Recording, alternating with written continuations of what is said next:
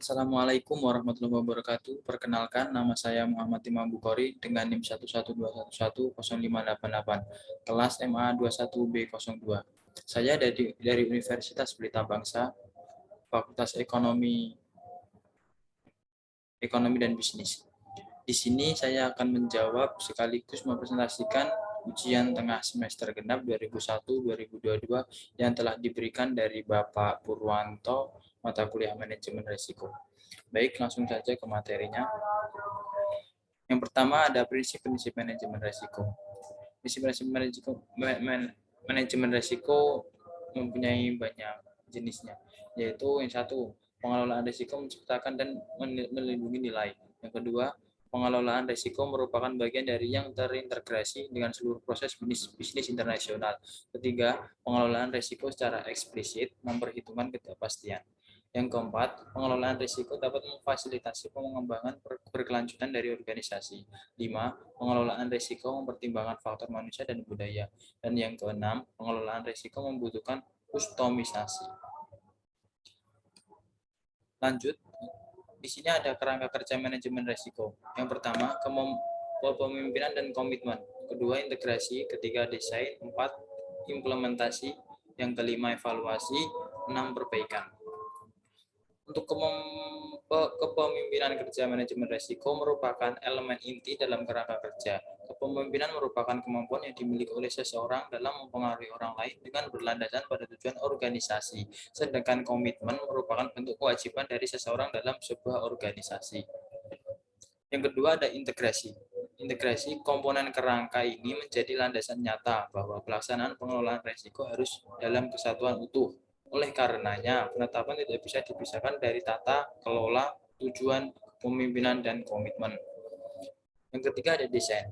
Desain ini merupakan proses perencanaan. Ada beberapa aspek diantaranya, yaitu yang pertama, pemahaman organisasi serta konteksnya.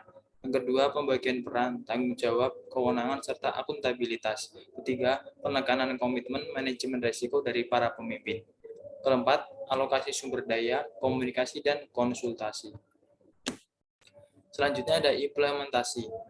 Implementasi ini, proses ini harus dilaksanakan dengan benar sesuai dengan desain yang telah dirancang agar manajemen risiko berjalan dengan baik. Di sini ada juga evaluasi dan perbaikan. Evaluasi, proses ini berguna untuk meningkatkan nilai tingkat keberhasilan suatu program yang telah dilakukan selaras dengan tujuan yang telah ditetapkan atau tidak. Yang perbaikan, oleh karenanya perlu melakukan perbaikan agar bisa beradaptasi dan berhasil mencapai tujuan yang telah ditetapkan organisasi. Selanjutnya ada proses manajemen risiko.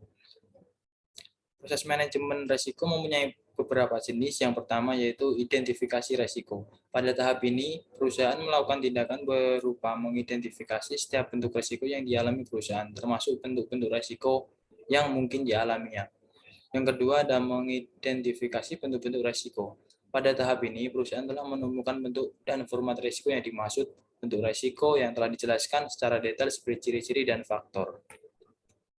Selanjutnya, ada menempatkan ukuran risiko. Pada tahap ini, perusahaan sudah menetapkan ukuran atau skala yang dipakai, termasuk rancangan model metodologi penelitian yang akan digunakan.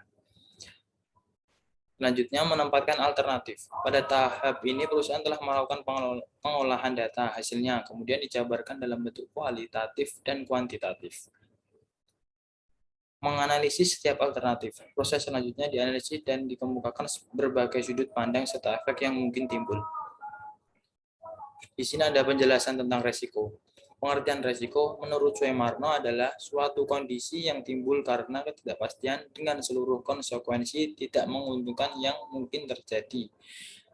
Risiko dikategorikan ke dalam dua bentuk, yaitu risiko spekulatif dan risiko murni. Yang pertama, risiko spekulatif adalah suatu keadaan yang dihadapi agar dapat memberikan keuntungan dan juga dapat memberikan kerugian. Yang kedua, risiko murni adalah sesuatu yang hanya dapat berakibat merugikan atau tidak menjadi apa-apa dan tidak mungkin menguntungkan. Selanjutnya, ada pengertian manajemen risiko. Manajemen resiko merupakan aplikasi umum yang berhubungan dengan berbagai aktivitas yang dapat menimbulkan resiko. Definisi tentang manajemen resiko bersangkutan dengan cara yang digunakan oleh sebuah perusahaan untuk mencegah ataupun menanggulangi suatu resiko yang dihadapi. Di sini juga ada pengertian risk appetite. Apa itu risk appetite? Adalah suatu keadaan di mana organisasi untuk menerima, memantau, mempertahankan diri, atau memaksimalkan diri melalui peluang-peluang yang ada. Dua faktor pertimbangan risk appetite untuk organisasi. Yang pertama, kerugian yang diakibatkan oleh kapasitas dan tujuan organisasi, misalnya kerugian finansial, rusaknya reputasi. Yang kedua, ada budaya atau kecenderungan organisasi terhadap pengambilan risiko, yaitu waspada atau agresif. Yang selanjutnya, untuk risk tolerance adalah penyimpanan dari tingkat yang ditetapkan oleh risk appetite dan tujuan bisnis yang dapat ditoleransi. Contohnya, standar organisasi mengharuskan proyek akan selesai sesuai perkiraan anggaran dan waktu, tetapi kelebihan 10% dari anggaran dan 20% dari waktu dapat ditoleransi. Yang kedua, bagian layanan sistem membutuhkan waktu operasional bulanan sebanyak 99,5%. Namun untuk kasus 99,4% masih dapat ditoleransi. Di sini ada juga KRIX indikator, bisa disingkat dengan KRI.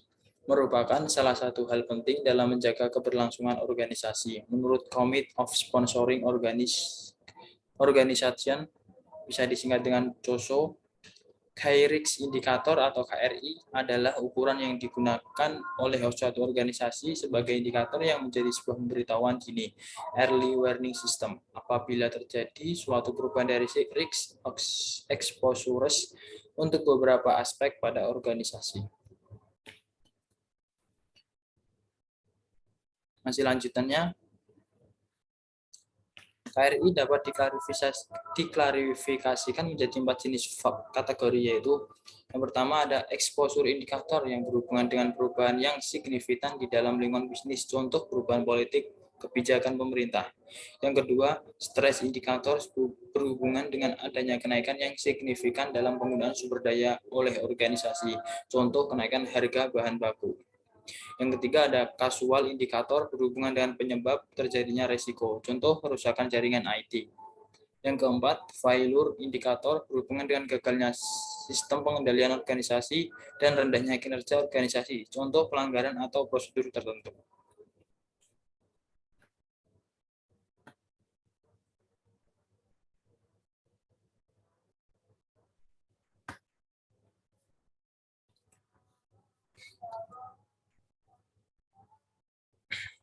Selanjutnya ada identifikasi resiko.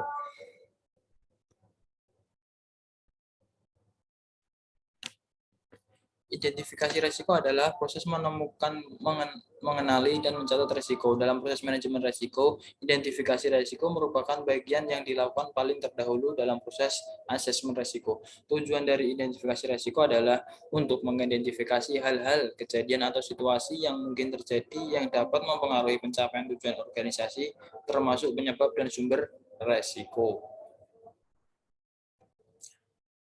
Selanjutnya, analisis resiko.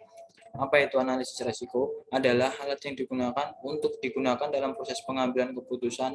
Ini memungkinkan untuk mengidentifikasi potensi manfaat dan kerugian dari setiap opsi, mengevaluasi kemungkinan masalah yang terjadi, dan memutuskan apakah akan bergerak maju dengan mempertimbangkan resiko tersebut.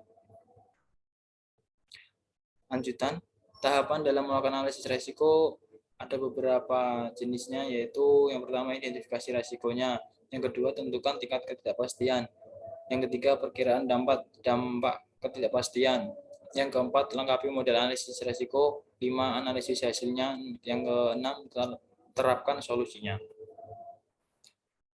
Evaluasi resiko, pengertiannya adalah untuk membuat keputusan berdasar pada hasil analisa risiko tentang perlunya perlakuan dan prioritas perlakuan terhadap risiko. Pengertian pengendalian risiko adalah salah satu fungsi manajemen yang merupakan pengukuran dan koreksi semua kegiatan di dalam rangka memastikan bahwa tujuan dan rencana perusahaan dapat terlaksana dengan baik. Di sini ada beberapa pengertian mitigasi risiko, adalah usaha dan tindakan yang diambil oleh investor untuk memperkecil dampak risiko yang muncul saat investasi. Pengertian inherent risk adalah risiko yang terjadi karena tidak adanya pengendalian internal. Tidak adanya pengendalian internal ini kemungkinan karena kesiapan dari manajemen. Mungkin saja manajemen tidak memahami pentingnya pengendalian internal atau pentingnya kontrol. Yang tiga ada residual risk, adalah risiko yang masih terjadi meskipun kita sudah melakukan pengendalian internal. Di sini ada sedikit menjelaskan tentang kerangka kerja manajemen risiko berdasarkan COSO 2017. COSO ERM 2017 yang berjudul Enterprise Risk Management Integrating with Strategy and Performance menekankan pada pentingnya pertimbangan risiko baik dalam proses penetapan strategi mencapai kinerja. COSO ERM 2017 ini terdiri dari dua bagian. Bagian pertama dari COSO ERM 2017 menawarkan perspektif pada konsep sekarang dan perkembangannya serta aplikasi dari manajemen risiko perusahaan. Bagian kedua berupa kerangka yang diorganisasikan ke dalam 5 komponen yang mudah dipahami, yang mengakomodasi berbagai pandangan yang berbeda dan struktur operasi, serta meningkatkan strategi dan pengambilan keputusan. COSO ERM Integrating with Strategy and Performance 2017 menyediakan kerangka untuk dewan direksi dan manajemen dalam konteks manajemen risiko pada berbagai level organisasi. COSO ERM 2017 menggunakan konsep pengintegrasian antara praktik manajemen risiko perusahaan pada seluruh level entitas untuk membantu mempercepat dan memperlancar pencapaian tujuan dan target kinerja organisasi. Di samping itu, COSO ERM ini juga menyediakan prinsip-prinsip yang dapat diaplikasikan untuk pembuatan keputusan strategi dan pencapaian kinerja organisasi. Di sini juga menjelaskan tentang kerangka kerja manajemen risiko berdasarkan ISO 31000/2018. Yang pertama, implementasi dilaksanakan setelah D6 manajemen risiko sudah dibuat dan ditetapkan. Kedua, implementasi dilaksanakan setelah D6 manajemen risiko sudah dibuat dan ditetapkan integrasi yang berasal dari kata integration, yang berarti penggabungan atau pembauran menjadi satu kesatuan utuh. Ketiga, kepemimpinan dan komitmen merupakan komponen fokus penting dalam kerangka manajemen risiko. Di sini ada beberapa perbedaan risiko positif dan risiko negatif. Risiko negatif merupakan peluang suatu kejadian dapat berpotensi menurunkan keberhasilan dari pencapaian tujuan organisasi. Sementara risiko positif merupakan konsep baru. Peluang kejadian akan memberikan peluang untuk meningkatkan keberhasilan pencapaian tujuan organisasi. Ini konsep baru dari framework yang secara best practice sudah mulai diterapkan. Salah satu risiko positif adalah tren revolusi yang dapat meningkatkan peluang keberhasilan pencapaian tujuan SPBE. Saat ini banyak orang menerapkan teknologi informasi, ini sangat bermanfaat untuk pencepatan layanan. Risiko positif maupun negatif instansi dapat ditemukan saat melakukan penilaian risiko SPBE dalam proses manajemen risiko SPBE. Apabila risiko yang ditemukan dalam evaluasi tergolong positif, maka perlu mengoptimalkan penyebab risiko tersebut agar bisa terjadi. Sebaliknya, jika negatif, maka perlu meminimalisir penyebab risiko. Mungkin itu sedikit materi yang bisa kami sampaikan. Apabila ada kekurangan, mohon dimaafkan. Sekian dari saya. Wassalamualaikum warahmatullahi wabarakatuh.